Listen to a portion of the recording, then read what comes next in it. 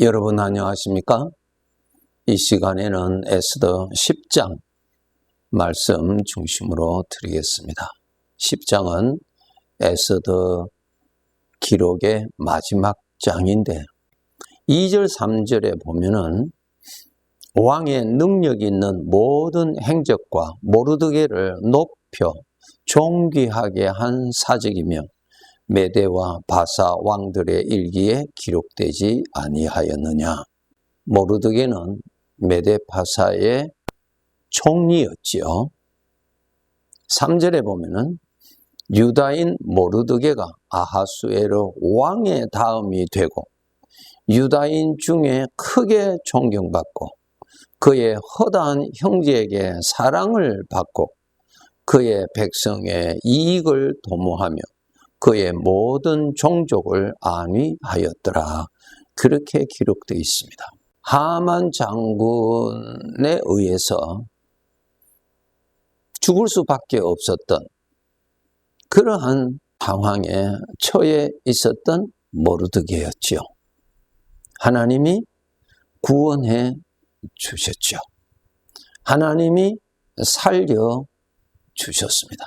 더 나아가서 하나님께서 모르드게를 메대 바사의 왕 다음에 2인자로 세워 주셨습니다. 하나님이 하셨죠? 애굽의 노예 생활을 시작했던 요셉이 애굽의 총리가 된 것도 하나님이 세워 주신 것이죠. 여러분, 만물의 주인은 하나님이시고 내 인생의 주인도 하나님이십니다. 나 자신이 주인이 될 수가 없습니다. 나 스스로의 결정으로 내가 이 세상의 삶을 시작하였고 나의 결정으로 지금 내 인생의 이곳까지 온 것 아니죠. 그리고 나의 결정으로 나그네의 삶을 마감하는 것도 아니죠. 내가 부모님을 선택한 것 아니고 나의 형제를 선택한 것도 아니죠.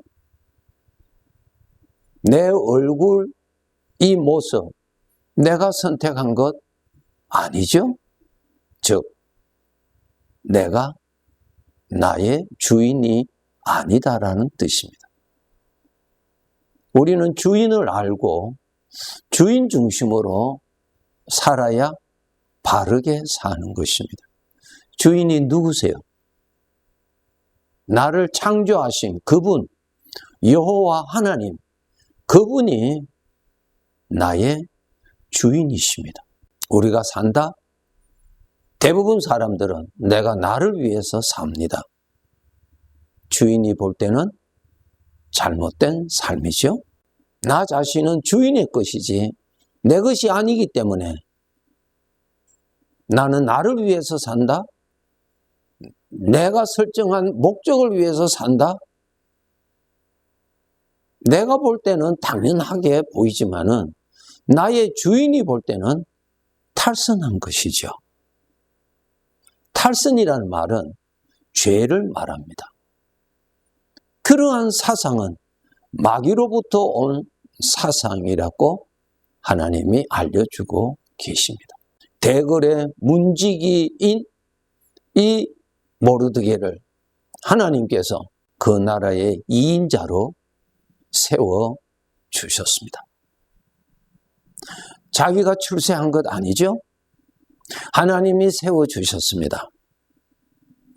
그럼 나는 어떻게 살아야 되겠습니까? 주인 중심으로 살아야 되겠죠? 주인을 몰랐을 때는 내가 총리가 되면은 전부 내 중심으로 판단하고 나의 유익을 위해서, 나의 영광을 위해서, 나의 만족을 위해서 다 판단합니다. 총리의 자리에 앉게 하신 주인은 전혀 상관없이 살 경우에 그 자체가 자기 자신을 불행케 하는 것이 됩니다.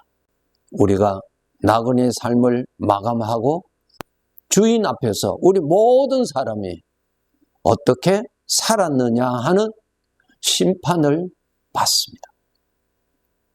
어떻게 살았느냐 하는 열쇠는 무엇입니까? 주인 중심으로 살았느냐 하는 것이죠. 주인을 섬기면서 살았느냐 하는 것입니다. 주인을 잘 모셨느냐 하는 것으로 판단받습니다.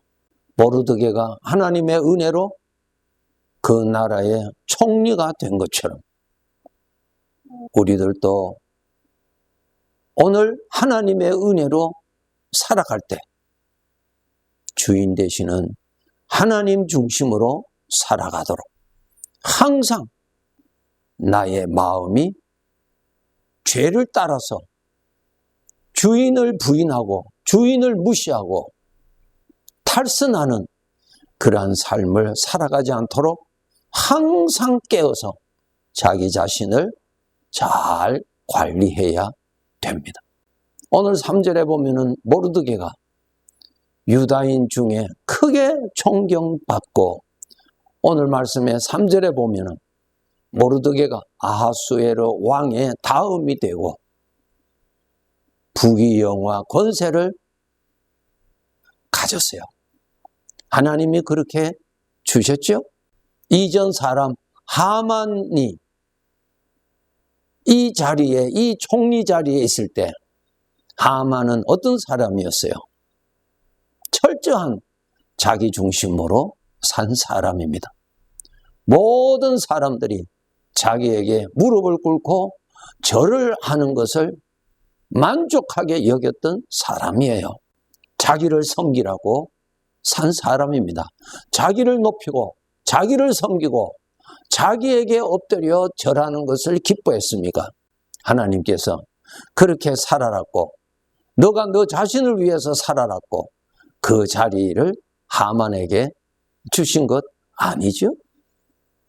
그런데 모르드게는 유다인 중에 크게 존경을 받았다 그랬습니다.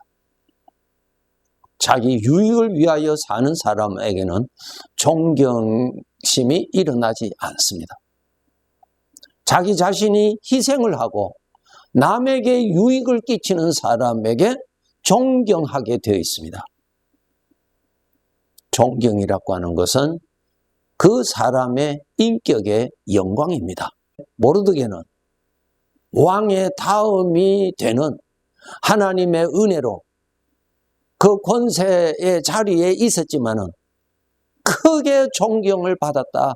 그냥 존경받은 것이 아니라 크게 존경받았다 하는 것입니다.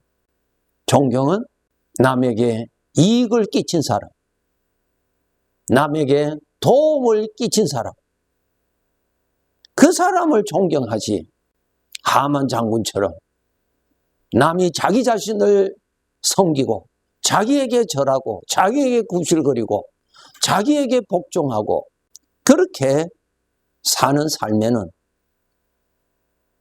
존경이 아니라 버림을 받게 되어 있습니다. 우리 특히 예수 믿는 사람들로부터 인격적인 존경을 받을 수 있는 사람이 되도록 노력해야 합니다. 내 이웃을 내 몸과 같이 사랑하라. 이 말씀에 여기에 들어가 있습니다. 이웃에 유익을 끼치고 도움을 끼치고 화평을 끼치고 그러한 사람이 인격적으로 높임을 받습니다. 가까운 사람들로부터 존경함을 받는 사람, 즉 가까운 사람에게 해를 끼치는 것이 아니라 비판하는 것이 아니라 도와주는 사람, 유익을 끼쳐주는 사람, 그런 사람으로 살도록 해야 하는 것입니다. 요셉은 애굽의 노예였어요. 그런데 하나님께서 가장 천한 지위에 있는 요셉을 애굽의 총리로 하나님이 자리를 옮겨 주셨어요. 그가 총리로 있을 때에 자기를 상인들에게 노예값을 받고 팔아넘겼던 그 형들이 21년 만에 자기 앞에 엎드려 절하고 있는 상황을 만납니다. 죄의 성품에서는 복수를 하고자 하는 것이 불같이 일어나겠죠. 세월이 지났다고 해서 사라지는 것은 아니죠. 그런데 하나님께서 노예로 애굽에서 살았던 요셉을 애굽의 총리로 세우신 것은 형들 복수하라고 총리로 세운 것 아니죠? 너의 죄의 성품을 따라서 마음껏 너의 권세를 사용하라고 하나님께서 요셉을 총리로 세운 것 아니죠? 자기가 총리가 되었다고 해서 자기 자신이 주인이 아니죠? 노예였을 때도 하나님이 주인이었고 그가 총리가 되었을 때도 하나님이 주인이었어요. 애굽의 총리의 권세로서 얼마든지 자기 앞에 무릎을 꿇고 있는 이 형들을 말 한마디로 다 죽일 수 있었겠지요? 그것 하라고 하나님께서 요셉을 총리로 세워두신 것 아니죠? 구원받은 자들 오늘 하루의 삶의 가치는 주인을 섬기는 것이 가치가 있는 것입니다. 주인을 섬기는 것입니다. 나를 섬기는 것이 아니라 내가 나를 섬기는 것이 아니고 이웃들이 나를 섬기는 것이 아니고 여전히 나와 함께 계시는 주님을 섬기는 것이 오늘 하루의 삶이 되는 것입니다. 요셉이 그렇게 살았습니다. 요셉이 애굽에서 노예로 있을 때도 여전히 주인이 되시는 하나님을 섬겼죠. 그가 감옥 생활을 하고 있을 때도 여전히 그는 함께 계시는 주인을 모셨고 주인을 섬겼죠. 그가 총리가 되었을 때도 여전히 함께 계시는 주인을 모셨고 주인의 뜻을 받들어 섬겼지요. 잠언 4장에 보면은 주인을 높이는 자는 주인이 그를 높이리라고 약속하셨어요. 예수님의 비유에 1만 달란트 빚진 자가 주인으로부터 탕감을 받았어요. 얼마나 감사하겠어요. 그래서 주인에게 크게 감사 인사하고 돌아왔어요. 돌아가는 길에 자기에게 100데나리온 빚진 친구를 만났어요. 그 친구를 잡고 나에게 빚을 진 100데나리온을 갚으라고 하지요. 그 친구는 너무너무 어려운 사정이라 100데나리온을 감히 갚을 길이 없었어요. 이 사람이 그 친구를 옥에 넘겨버렸죠. 이 사실을 안 주인이 1만 달란트 탕감한 주인이 그 종을 다시 불러와서 이 악한 종아, 내가 너에게 1만 달란트를 탕감해 주었으면 너에게 100데나리온 빚진 자도 탕감해 주는 것이 마땅하다. 설명해 드릴게요. 주인에게서 1만 달란트 탕감을 받았으니 감사하지요? 그럼 감사하면 보답을 해야지요. 그것이 인격적인 순서입니다. 예, 감사합니다. 보답이 없습니다. 그것은 인격적인 것이 아닙니다. 우리 믿는 사람 꼭 아셔야 돼요. 은혜를 받았으면 보답을 하는 것이 정상이에요. 보세요. 예수님의 비유에 이 1만 달란트 빚진 자에게 뭐라고 주인이 말합니까? 이 악한 종아, 내가 너에게 1만 달란트 탕감해 주었으면 너가 나에게 탕감에 대한 보답을 해야 되지 않느냐? 그 보답이 무엇이냐? 너의 친구 100데나리온 빚진 자를 내 이름으로 탕감해 주는 것이 나에게 보답하는 것이라는 것입니다. 오늘 우리 믿는 사람들 늘 하나님의 은혜로 살고 늘 하나님이 용서해 주시는 죄사함을 받고 삽니다. 찬송도 마음대로 하고요. 너무 감사해요. 밖에 가서는 전혀 남을 용서도 해주지 아니하고 탕감을 해주지 않아요. 무슨 뜻이에요? 나의 죄를 용서해 주시는 하나님 앞에 보답하지를 않는단 말입니다. 그것이 죄예요, 여러분. 죄입니다, 죄. 우리는 하나님께로부터 늘 사랑을 받고 우리의 허물과 죄를 늘 우리가 용서받잖아요. 그러면은 입으로만 주여 감사합니다. 천만의 말씀. 그런 것이 기독교가 아닙니다, 여러분. 이기적이요. 반드시 보답을 해야 돼요, 주인에게. 보답을 해야 돼요, 보답. 보답이 무엇입니까? 이웃의 허물을 용서해 주는 거, 이웃의 허물을 덮어주는 거, 그것이 보답이요. 누구에게? 주인에게 보답이에요. 그 친구에게 하는 거 아니에요. 우리는 내일 또 주님께로부터 용서받고 살아야 돼요. 우리는 완벽하게 살 수 없는 사람 아니에요? 그래서 우리는 오늘 또 용서받고 살아야 되고 내일 또 주님이 용서를 해 주셔야 우리가 편안하게 살아갈 수 있다고요? 그러면 용서받고 사는 우리가 어떻게 보답해야 돼요? 주님의 이름으로. 나는 그 사람한테 용서해 주고 싶지 않아요. 복수하고 싶어요. 그건 죄의 성품이죠. 그런데 주님의 이름으로 용서해 주는 거예요. 그것이 무엇입니까? 주님이 받으시는 보답이란 말입니다. 이런 생활을 해야 되는 것입니다. 존경받는 사람 되어야 되겠죠? 주인으로부터 인정받는 사람 되어야 되겠죠?